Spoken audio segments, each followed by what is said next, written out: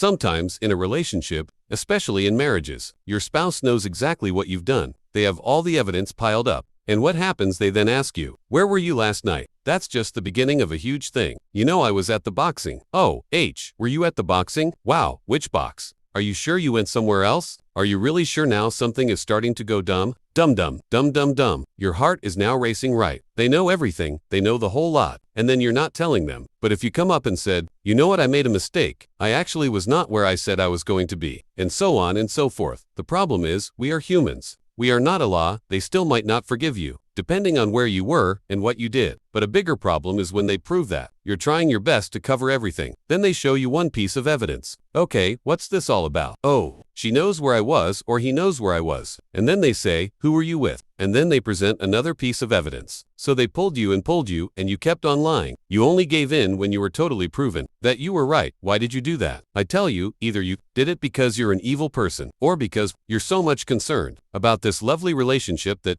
the dirty relationship you want to cover it. So you really don't want them to know, because they're not going to forgive you. But I don't know what's in your mind at that particular time. "Allah, forgive me." You must be saying, Oh Allah, forgive me, what I did was wrong." Are you saying, "I hope she doesn't know? I hope she doesn't find out. Oh Allah, cover her eyes so she can't see. Oh Allah, let her forget. Oh Allah, let her this and that." Come on, which du'as are you making? Now imagine Allah in this whole picture. Who is Allah, and where does he fit in? The truth is, we should be ashamed of Allah before anyone else. We should be worried about our relationship with Allah before anyone else. Why should I really be concerned about human beings before Allah? It's supposed to be Allah before the human beings. If I was concerned about Allah, I wouldn't have done this in the first place. And if I did, it would have stopped immediately. Even before I was caught, I know, as a counselor, of people who've had affairs for 4 years, 5 years never caught by the spouse. They left that and they quit for the sake of Allah. And they became better people with the spouse never ever knowing anything, and 20 years down the line the guy says, "You know, I have something to tell you." So silly, my brother. You didn't need to say to a human being, 15 years ago, I had a little affair, and I immediately recognized it was wrong. And so I turned to Allah, and I started praying 5 times a day.